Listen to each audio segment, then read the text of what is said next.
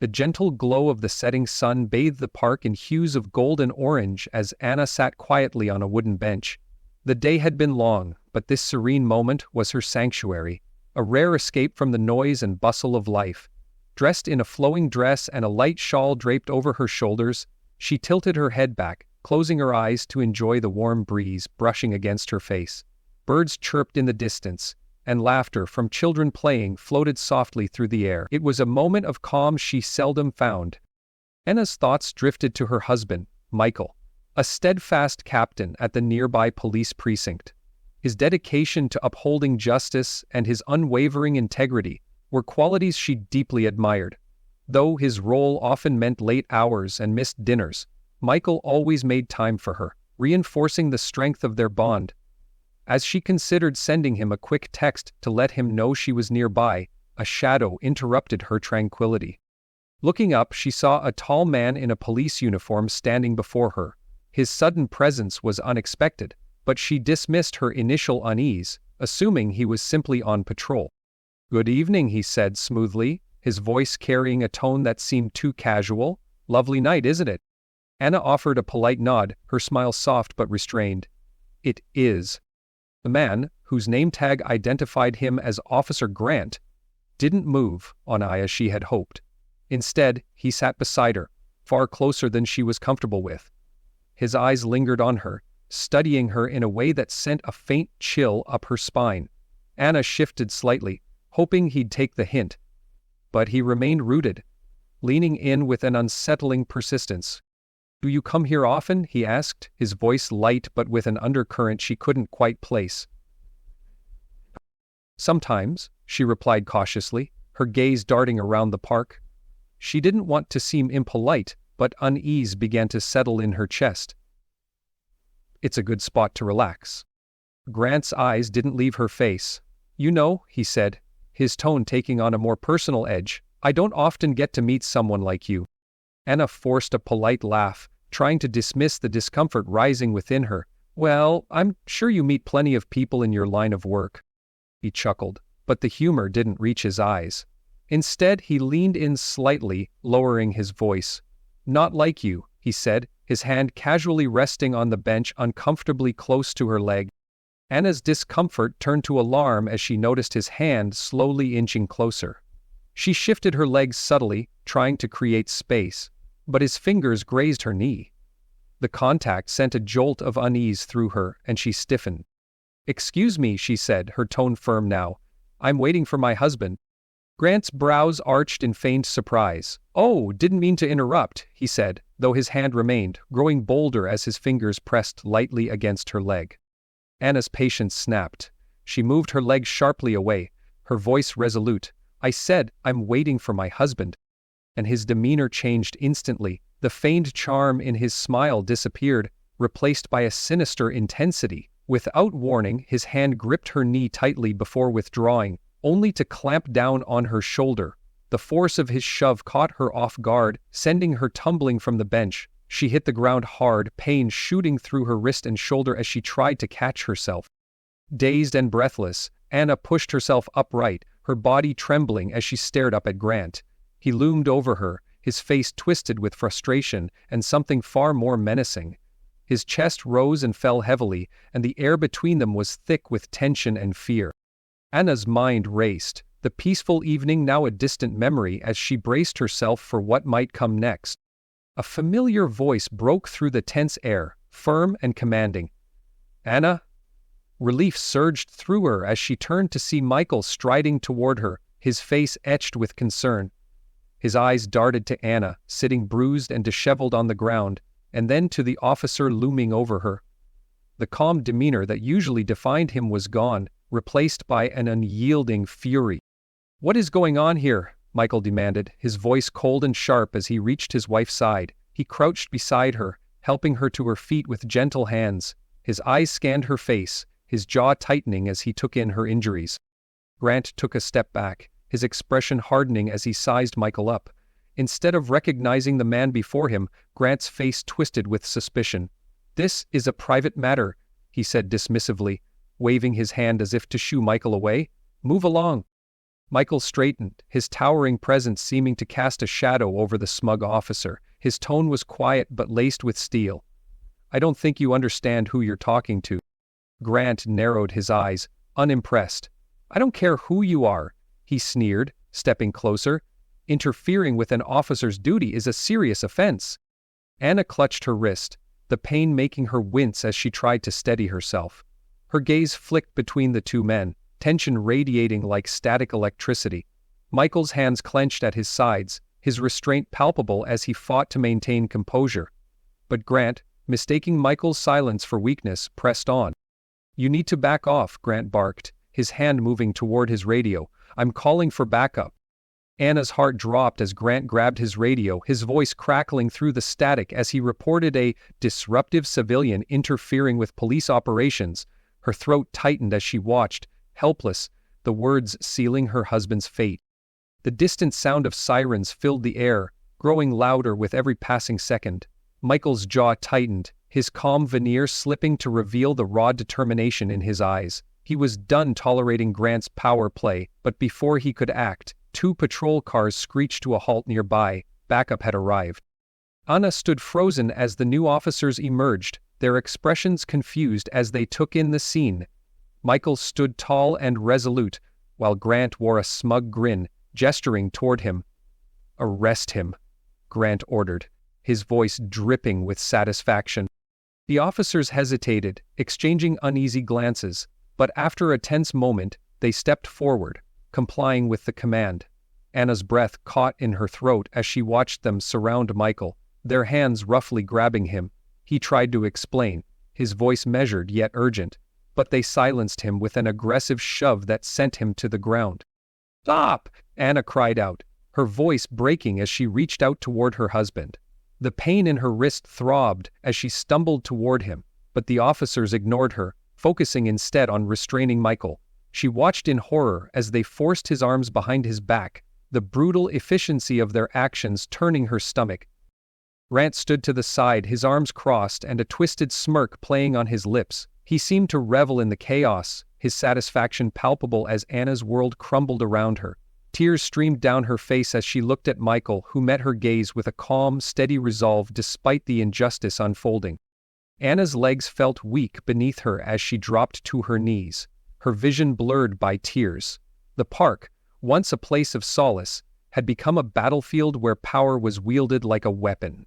All she could do was watch, her heart breaking as the man she loved was dragged away, her pleas for reason lost in the deafening silence of authority misused.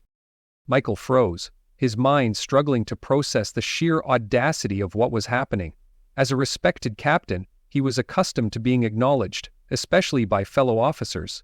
Yet here he stood, facing open defiance from a man who should have known better. Worse, the thought that Anna had been hurt by someone wearing the same badge he wore made his blood boil. "You have no idea who you're talking to," Michael said, his voice low and steady, carrying a weight of restrained fury. His words were deliberate, each syllable a warning.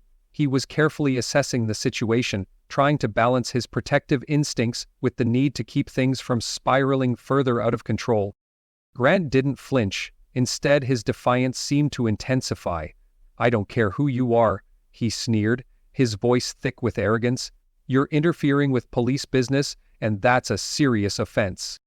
Michael's fists clenched at his sides, the tension in his jaw betraying the storm of emotions raging inside him. He wanted nothing more than to put this man in his place, but he glanced at Anna, who stood beside him, holding her wrist and looking at him with a mix of pain and apprehension. She needed him to remain composed. "Is that so?" Michael replied, his tone dropping to a dangerously calm level as he stepped closer to Grant. "Because from where I'm standing, it looks like you just assaulted my wife." For a split second, Grant's smug expression faltered, but he quickly recovered, letting out a dismissive scoff. "Your wife?" he said, his gaze shifting to Anna with a leer that made Michael's stomach turn. Maybe she shouldn't have been so rude. Michael's vision blurred with fury, but he forced himself to remain still. He couldn't afford to lose control, not when the stakes were this high. He was about to speak when Grant grabbed his radio, raising it to his lips. "Backup requested at Central Park," Grant barked, his voice sharp and commanding. "I've got a civilian causing a disturbance and refusing to comply." Michael's heart sank as the reality of the situation dawned on him. Grant wasn't backing down. Instead, he was escalating the situation, using his position to twist the narrative in his favor. The smirk on Grant's face as he lowered the radio was one of pure satisfaction, as if he relished the control he was exerting. Anna clutched Michael's arm, her voice trembling as she pleaded, "Michael, don't let him do this." He turned to her, his expression softening for just a moment. His hand gently squeezed her shoulder. "I won't," he said firmly, though uncertainty lingered in his heart. How could he keep that promise when the system he'd sworn to uphold was now being weaponized against him? The distant wail of sirens pierced the air, growing louder with each passing second. Anna's grip tightened as 2 patrol cars pulled onto the park path. Several officers stepped out, their faces marked with confusion as they took in the scene before them. Michael, calm yet visibly seething, and Grant, who was already barking orders. "There he is," Grant said, pointing at Michael with a smirk that made Anna's stomach churn. "Arrest him." The officers hesitated, exchanging uncertain looks as their gazes shifted between Grant and Michael. Michael's badge, visible beneath his jacket, caught their attention, but Grant's commanding tone left little room for doubt. Slowly, they moved toward Michael. "Sir, we need you to step back," one of the officers said, though his voice lacked confidence. Michael raised his hands, a faint bitter smile tugging at his lips. "Do you even know who I am?" he asked, his voice calm but tinged with irony. Grant laughed, the sound grating and mocking. "We don't care who you are, buddy. Interfering with an officer is a crime, and—" Anna's heart pounded as she watched the scene unfold, her breath catching in her throat. She wanted to shout, to tell them who Michael was, but the fear coursing through her kept her frozen in place. The officers stepped closer, and one grabbed Michael's arm, twisting it behind his back with unnecessary force. "Hey, take it easy," Michael said sharply, his voice measured. He knew resisting would only make things worse. They ignored him, pulling his other arm back and snapping cold metal cuffs around his wrists. Anna gasped, her hands flying to her mouth as tears streamed down her face. She watched helplessly as they pushed Michael to his knees, disregarding his badge and his words. Anna's heart shattered as she saw the man she loved and respected, her husband, a man who had dedicated his life to justice, treated like a criminal. Her voice caught in her throat, and her vision blurred with tears. All she could do was watch as the world around her unraveled. Grant stood smugly to the side, watching as his colleagues manhandled Michael with an expression of gleeful satisfaction. "Maybe next time you'll learn to mind your own business," he sneered, his voice dripping with condescension. One of the officers shoved Michael forward, forcing him down onto the rough ground. The pavement scraped against Michael's cheek as his body hit the cold surface. Humiliation and anger boiled inside him, but he refused to let Grant see his frustration. His fists clenched behind him, the cuffs biting into his wrists as he silently vowed to remain composed. Grant crouched down, his face hovering close to Michael's ear. His tone turned venomous, each word a dagger. "This is what happens to people like you when they forget their place," he hissed, his eyes gleaming with malice. The words cut deeper than Michael wanted to admit, but he kept his breathing steady, his jaw locked. Losing control now would only give Grant the victory he craved. He reminded himself that this wasn't just about him. It was about exposing the corruption that allowed men like Grant to thrive. Anna, standing a few feet away, finally found her voice, her trembling words breaking through the tense air. "Please stop. He's your captain. He's one of you." Her plea came out desperate, her voice cracking with emotion. The officers ignored her, their focus fixed on their task. They hauled Michael to his feet with little care for the force they used, his arms still restrained behind him. He stumbled, the pain radiating from his wrists and shoulders, but he kept his chin high. Despite everything, he refused to show weakness. Grant smirked as he watched, his twisted sense of triumph evident in his eyes. "Get him out of here," he ordered, gesturing dismissively toward the patrol car. As the officers dragged Michael away, Grant turned to Anna, his gaze filled with contemptuous amusement. "Looks like you'll have plenty of time to wait," he said mockingly. "Better get used to it." Anna's body trembled with rage as she watched Michael being shoved into the back of the patrol car. The door slammed shut, and she flinched at the sound. Tears blurred her vision as the vehicle pulled away, carrying her husband farther from her. Her heart ached, but the anger bubbling within her began to transform into a steely resolve. Grant lingered a moment longer, throwing one last cruel smile her way before strolling off down the path, leaving her alone with her pain. The park, once a place of peace, now felt oppressive, like it had turned its back on her. But Anna refused to let despair take hold. She clenched her fists, her nails digging into her palms as she made a silent vow. This wasn't over. She would fight for Michael, no matter the cost, and she wouldn't rest until Grant was held accountable for his abuse of power. Meanwhile, Michael sat in the back of the patrol car, the hum of the engine underscoring the suffocating silence. Anna's pleas echoed in his mind, mingling with his own frustration and disbelief. The betrayal stung. His own team had turned on him without hesitation, blinded by loyalty to a man who had no right to wear the badge. One of the officers, Reed, adjusted his radio nervously. He avoided meeting Michael's eyes in the rearview mirror, his discomfort palpable. The tension in the car was thick, punctuated only by the muted sounds of the city outside. Finally, the officer in the passenger seat, Brown, turned slightly, his expression a mixture of guilt and defensiveness. "If you'd just stayed out of it, none of this would have happened," Brown muttered, his words falling flat. Michael's eyes narrowed, his anger simmering just beneath the surface. He wanted to lash out, to tell them exactly how their blind allegiance had led them astray, but he bit back his words. Anything he said now would fall on deaf ears. Instead, he stared out the window, the bitterness rising within him like bile. He thought about the concept of blue loyalty, the unspoken code that officers relied on to protect and support one another. Yet here, that code had been perverted into a shield for injustice. It was sickening to see trust twisted in this way. The car pulled into the precinct's underground garage, and Michael braced himself. As the doors opened, Brown yanked him out with unnecessary force, the metal cuffs digging cruelly into his skin. Michael stumbled slightly, his boots scraping against the cold cement floor, but he steadied himself quickly. Reed flanked him, his gaze firmly fixed somewhere beyond Michael's shoulder, refusing to meet his eyes. The avoidance stung. It was a betrayal for men who were supposed to be his allies. These weren't strangers, they were part of the same system he had dedicated his life to. But, in this moment, they were nothing more than enforcers for a corrupt agenda.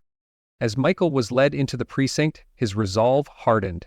He wasn't just going to clear his name, he was going to expose every rot in the system that allowed this injustice to unfold. He'd make sure no one else would suffer like this again. Without a word, they led Michael down a dim, narrow hallway that branched off from the precinct's bustling main area. His unease grew as they bypassed the usual booking stations, heading instead toward a section of the building rarely used, one that officers whispered about but rarely acknowledged openly. Michael's instincts sharpened, every step raising his suspicion. "Where are you taking me?" Michael asked, his tone steady but edged with tension. Brown turned, his expression cold and detached. "You'll find out soon enough. Don't worry," he said, the sarcasm in his voice cutting. "We'll make sure you're comfortable." They stopped in front of a heavy metal door at the end of the hallway. Reed produced a key, unlocked it, and gestured for Brown to shove Michael inside. Michael stumbled forward, taking in the room, small, barely furnished, and dimly lit, with a single metal chair bolted to the floor in the center. It wasn't a standard holding cell. This was a room designed for intimidation and control. Brown forced Michael into the chair, locking his cuffs to a metal loop affixed to the armrest. The steel bit into Michael's wrists, leaving him immobilized. He took a deep breath, scanning the room with sharp eyes. This wasn't protocol. This was something far darker. The minutes stretched unbearably long, each one more oppressive than the last. The silence in the room pressed against him, the lack of sound amplifying his every thought. His pulse was steady, but his mind raced as he pieced together the intent behind this scenario. Grant was making a statement, one that had nothing to do with the law and everything to do with power. The door creaked open, and Grant entered, his expression a mask of smug satisfaction. He leaned against the doorframe briefly before strolling forward, his every movement steeped in condescension. Burning even more, Sabbath's hands were rigid. He appeared to be trying to reach inside him. I frowned at his clear blue eyes and trembled as he wrote, Michael locked eyes with him, his own gaze calm but resolute. "You're making a mistake," he said, his voice steady, simmering with controlled anger. "This isn't going to end the way you think." Grant laughed, a cold, mocking sound that echoed in the confined space. "Oh, Captain, you don't get it, do you? This is my precinct, my rules, and right now, you're just another criminal who thought they could get away with disrespecting me." He began circling the chair, his eyes glinting with malice as he looked Michael up and down. "I've been waiting for someone like you," he sneered, "someone who thinks they're above the rules because of a shiny badge and a fancy title." Michael's jaw tightened, his hands instinctively clenching against the restraints. He knew Grant was baiting him, trying to provoke a reaction, but he wouldn't give the man the satisfaction. His silence only seemed to anger Grant further. Grant stopped his pacing and leaned down until their faces were inches apart. "You think you're better than me, don't you?" he spat, his voice venomous. "Well, let me tell you something, you're nothing in here." With a sudden, brutal motion, Grant grabbed Michael by the collar, yanking him forward. Michael's muscles tensed as their faces came even closer, the heat of Grant's breath against his skin. "You're going to regret ever crossing me," Grant hissed, his words laced with hatred. He shoved Michael back against the chair, the force of the impact jarring Michael's restrained body. Pain flared in his wrists as the cuffs dug deeper into his skin, but he maintained his composure. His breathing remained steady, his gaze unwavering. He would not give Grant the reaction he sought. The door opened again and 2 additional officers entered. Their faces were tight with discomfort, but their eyes held a resigned determination. Grant gave them a curt nod, and they moved forward without hesitation, their actions carrying the weight of unspoken orders.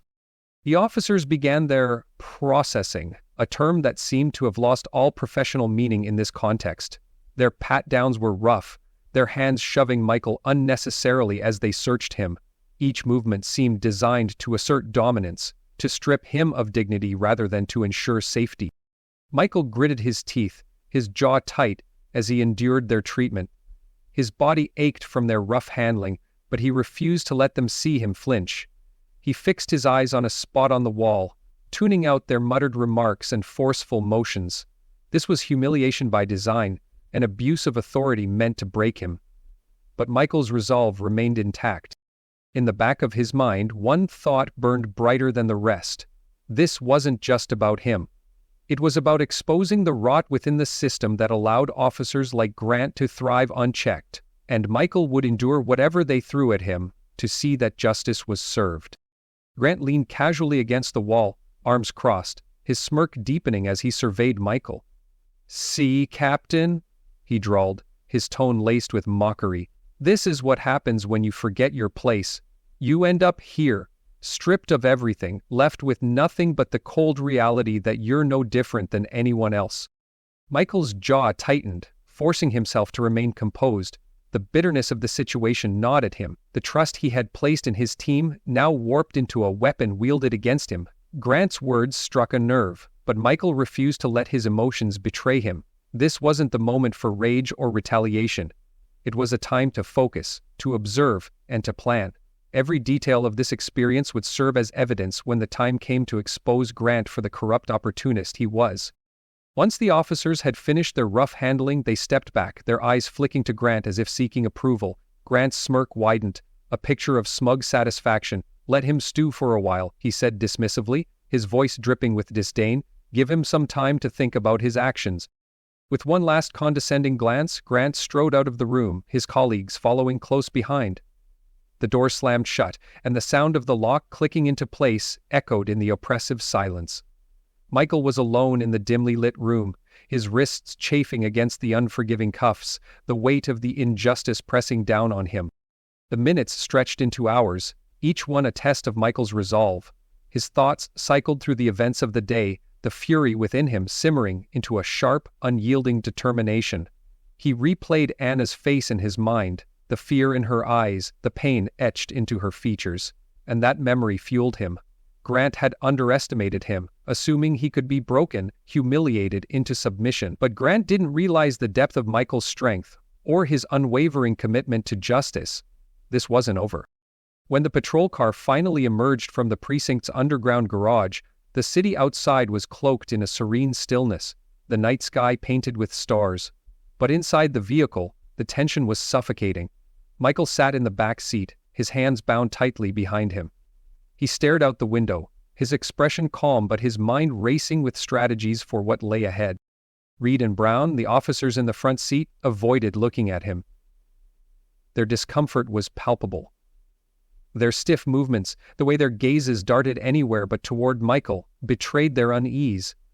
They might not have fully grasped the extent of Grant's corruption, but they weren't blind to it either. Their silence spoke volumes. The car sped along the deserted streets, the hum of the engine the only sound.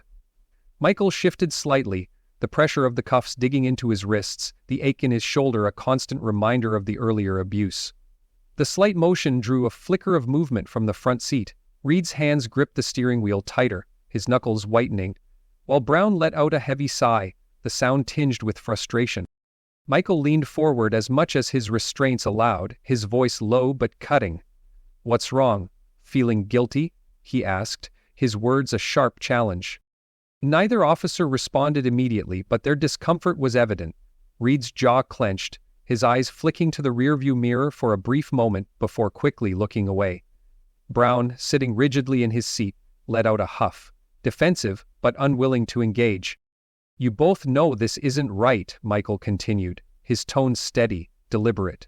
"You swore an oath to protect and serve, not to follow orders blindly, especially when those orders go against everything this badge is supposed to represent."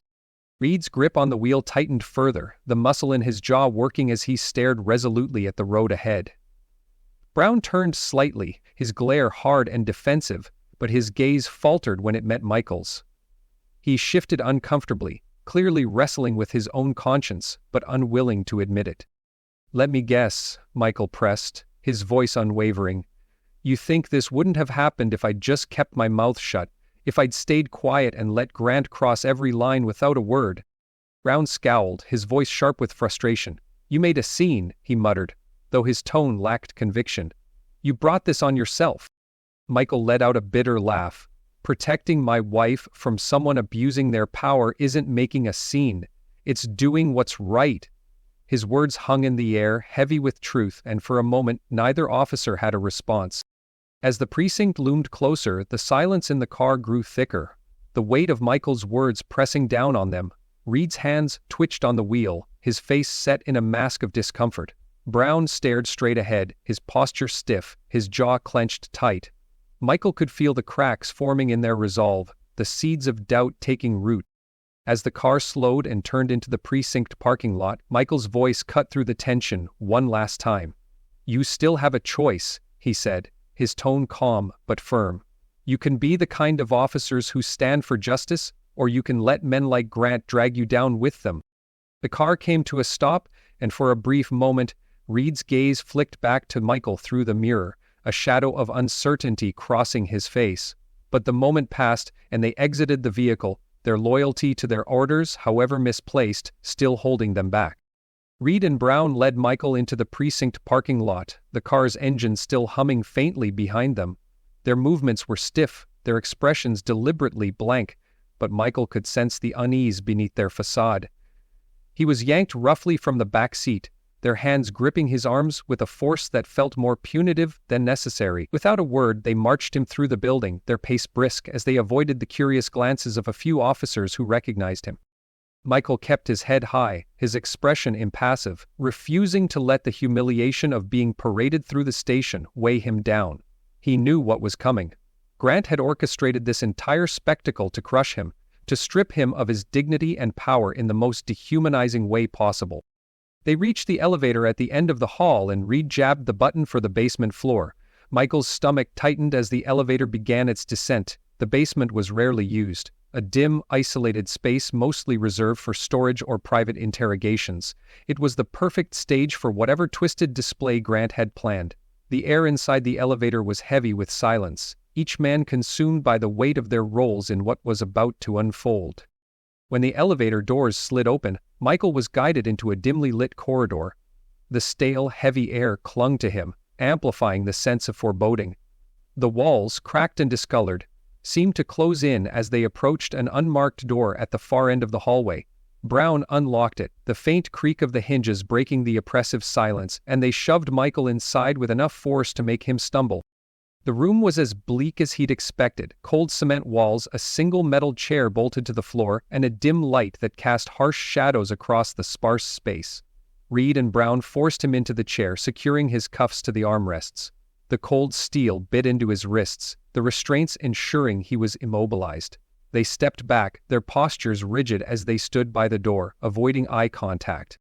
Michael scanned the room, his mind racing as he assessed his surroundings. The chair's placement, the lack of furniture, everything about this setup screamed intimidation. He straightened his back against the uncomfortable restraints, steeling himself for what was to come. Minutes dragged by, each one heavier than the last. The stillness was oppressive, broken only by the faint sounds of footsteps echoing down the corridor. Finally, the door swung open, and Grant sauntered in. His smug expression was a twisted mix of satisfaction and malice as he surveyed Michael like a predator toying with its prey. "Well, well," Grant sneered, circling the chair with deliberate slowness. "Looks like someone learned the hard way that you don't mess with me." Michael met his gaze with unflinching resolve. "If by messing with you, you mean stopping you from harassing my wife, then yes, I'd do it again," he replied, his tone steady despite the anger simmering beneath the surface. Grant's smirk faltered, his expression twisting with rage. He stepped closer, leaning in until his face was mere inches from Michael's. "You've always thought you were better than the rest of us, haven't you?" he hissed. "Always flaunting your rank, thinking you're untouchable. Well, not here. Not under my roof." Michael's jaw tightened, but he remained silent, refusing to give Grant the reaction he was fishing for. Grant straightened, his cruel smile returning as he turned to Reed and Brown. "Teach him a lesson," he said coldly, his voice devoid of humanity. "Make sure he understands who's in charge." The two officers hesitated, exchanging uneasy glances, but the weight of Grant's authority bore down on them. They stepped forward, their reluctance replaced with forced determination. The first blow came from Reed, his fist connecting with Michael's jaw with a sickening crack. Pain radiated through Michael's face, the metallic taste of blood pooling in his mouth. Brown followed with a punch to his ribs, the impact sharp and breath-stealing. Blow after blow rained down on him, each one adding to overwhelm him. But Michael refused to break. He gritted his teeth, swallowing the groans that threatened to escape, and kept his focus sharp. Every strike only fueled his determination to endure, to hold on until the moment he could expose Grant for the corrupt coward he was. Grant stood in the corner, arms crossed, watching with a sick sense of satisfaction. "I hope you're starting to understand, Captain," he said mockingly. "No one is above the law, not even you." Michael's breathing was labored, his body racked with pain, but he kept his gaze steady, his spirit unyielding. He wasn't just enduring this for himself. He was enduring it for Anna, for the people who believed in him, and for the principles he'd sworn to uphold. When the beating finally ceased, Michael slumped in the chair, his vision blurred and his chest heaving. The room spun slightly, but he forced himself to sit upright, refusing to give them the satisfaction of seeing him broken. Grant smirked, his satisfaction evident as he turned toward the door. "Leave him here," he ordered Reed and Brown, his tone smug. "Let him think about his place." As the door closed behind them, Michael was left alone in the cold, oppressive room.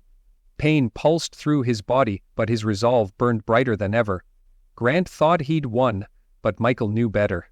This wasn't the end. It was just the beginning. Grant strode forward with deliberate steps, his smug smirk firmly in place. Leaning down, his voice dropped to a venomous whisper. "This is only the beginning, Captain. You really think you'll walk out of here? You'll be lucky to ever see the sun again."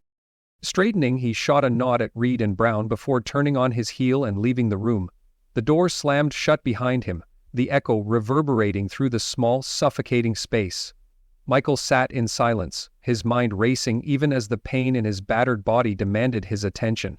He shifted slightly, the cold metal of the chair biting into his skin, the cuffs chafing his raw wrists. Minutes felt like hours as he remained alone in the dimly lit room. Every second stretched endlessly, but despite the overwhelming ache in his body, A fire burned brighter within him. He couldn't let this break him, not for his own sake, not for Anna's, and not for the countless others who had suffered under Grant's abuse of power. Michael's resolve hardened. He would see this through to the end. Justice would prevail no matter the cost. The creak of the door snapped him out of his thoughts.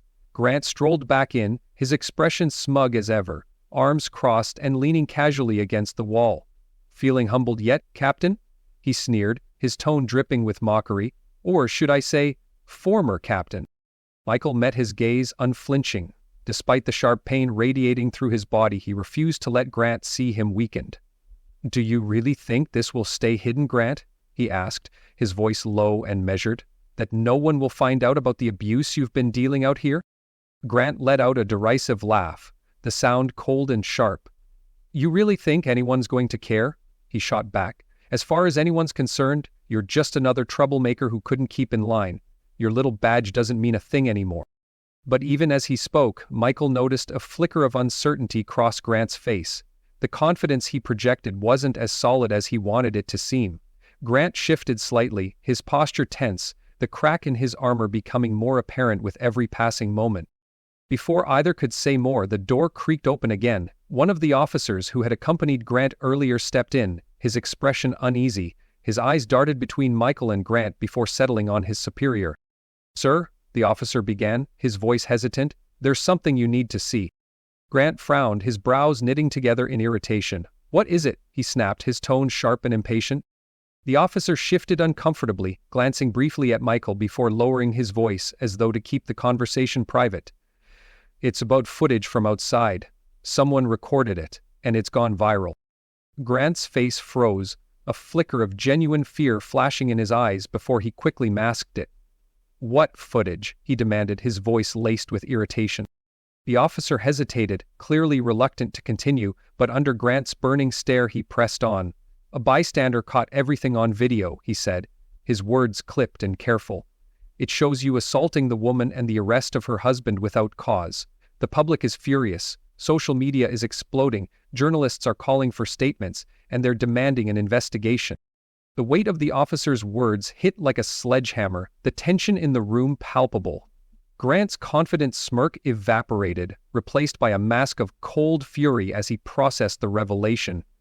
His fists clenched tightly at his sides, and his posture stiffened, the cracks in his authority deepening. "What exactly does the footage show?" Grant bit out, his voice strained. The officer glanced at Michael again before responding. "It shows everything, sir. The entire encounter in the park. People are already calling it police misconduct and demanding action." Grant's face turned pale as the gravity of the situation settled in. His carefully constructed web of control was unraveling, and the truth he had worked so hard to bury was now exposed for the world to see. Michael stayed silent, his expression unreadable, though inside he felt a glimmer of satisfaction. He leaned forward slightly, his voice calm but filled with quiet conviction. "It's over, Grant," he said firmly. "No more lies, no more hiding. The world will see exactly who you are." Grant's jaw tightened, his eyes narrowing as he stared at Michael, but the fear and doubt etched into his features told Michael all he needed to know. Justice was coming, and it was coming fast. Grant's gaze hardened, his lips curling into a forced sneer as he looked back at Michael. "Don't think this changes anything, Captain," he spat, though his voice wavered. "I still have the power to destroy you. One video won't save you." Premise number 4. But his words lacked the conviction they once held. A tremor in his tone betrayed his growing fear, the undeniable truth that his grip on power was slipping. The cracks in his facade were widening, and even he seemed to know it. The officer by the door cleared his throat, interrupting the tense silence. "Sir," he said hesitantly, "the chief has requested your presence in his office. He's seen the footage." Grant's face paled visibly, the color draining from his cheeks as the weight of those words hit him like a blow. For a moment he froze, his posture stiff, and his expression locked in shock. But in a blink he straightened, his composure returning with fixed rigidity. Turning to Michael, he fixed him with a glare filled with venom. "This isn't over," Grant hissed, his voice low and threatening, before storming out of the room, slamming the door behind him.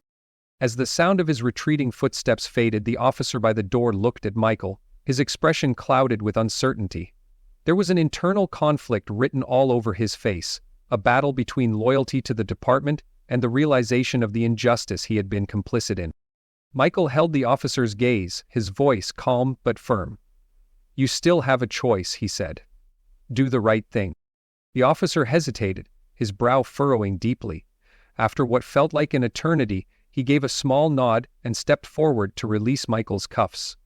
The cold metal was removed, and Michael flexed his hands, wincing slightly as blood rushed back into his raw, bruised wrists.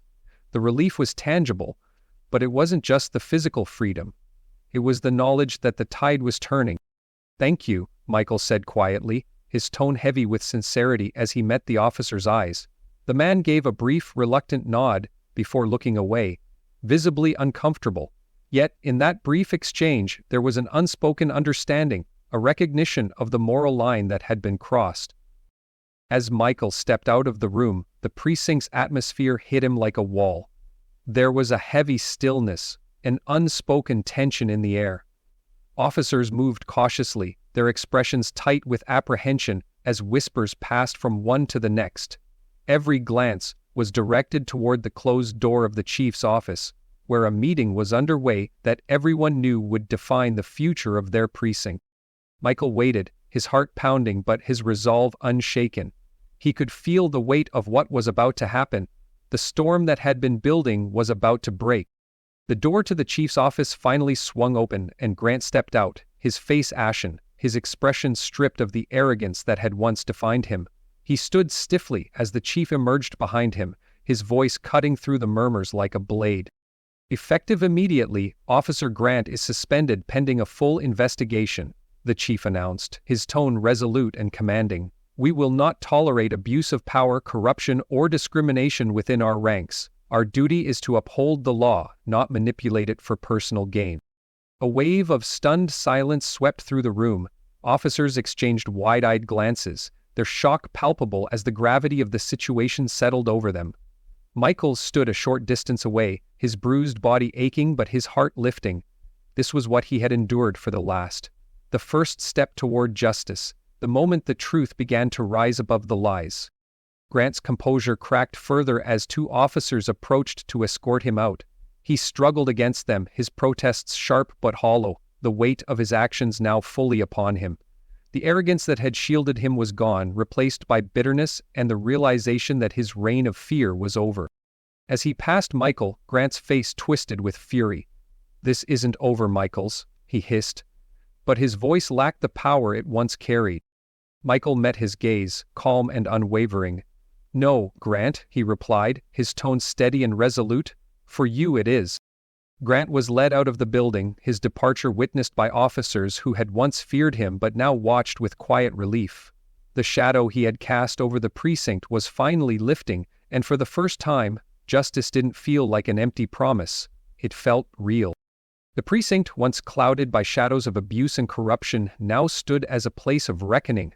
Officers who had looked the other way now moved with purpose, their faces a mix of shame and determination to rebuild what had been lost. Inside the chief's office, Michael sat across from the man who had just announced sweeping reforms to the entire department. "Captain Michaels," the chief began, his voice steady but tinged with regret. "What you endured was unacceptable, and I want to personally apologize. This department owes you an apology, but more importantly a promise. Justice will be served and we will do everything necessary to ensure this never happens again." Michael nodded, his face calm but resolute. Despite the ache in his body, he sat tall, his presence commanding as always. "Thank you, Chief," he replied. "I've always believed in the integrity of this department, and that's why it's critical we root out those who tarnish the badge. Abuse of power can't be tolerated, not by anyone." The chief leaned forward, his hands clasped on the desk. "Grant's actions, and the actions of those who enabled him, will be met with the full weight of the law. But beyond that, we're implementing changes, mandatory training on ethics, regular psychological evaluations for officers, and transparent reporting mechanisms. We owe it to the community to rebuild their trust." Michael felt a sense of relief at the chief's words. They weren't just empty promises, they were concrete steps toward a better future. Though his ordeal had been harrowing, Knowing it would spark these necessary changes brought a measure of peace. The chief's expression softened. "Take some time, Michael. You've been through more than most could bear, and we need you back at your best. When you're ready, we'll be here." Michael stood, extending his hand. "Thank you, Chief. I'll take the time I need, but I'll be back. This is where I belong." As he stepped outside into the fresh morning air, Anna was waiting for him. Her face lit up with relief, and she hurried to him, wrapping her arms around him tightly. The embrace washed away some of the pain and tension he carried, grounding him in her unwavering love. "I knew you'd make it through," Anna whispered, her voice filled with emotion. "I knew you'd expose the truth." Michael rested his hand on her cheek, gazing into her eyes. "I couldn't have done it without you. Knowing you were waiting for me gave me the strength to keep fighting." The two stood in the morning sunlight, a testament to resilience and the triumph of truth over corruption. The journey ahead wouldn't be easy, change rarely was, but they were ready to face it together. Michael knew that the precinct still had a long way to go, but today was a victory, not just for him, but for every person who believed in justice and accountability. As they walked away from the precinct hand in hand, Michael felt a renewed sense of purpose. The fight wasn't over, but they had taken the first step, and that was enough to fuel his determination. With Anna by his side, he knew they could face anything the future held. Justice had prevailed, but the story doesn't end here. Every step toward accountability is a step toward a better world. Remember, your voice matters in the fight against injustice. Please subscribe for more stories of courage and truth, and share your thoughts in the comments. What would you have done in Michael's place? Don't forget to like and hit the notification bell to stay inspired.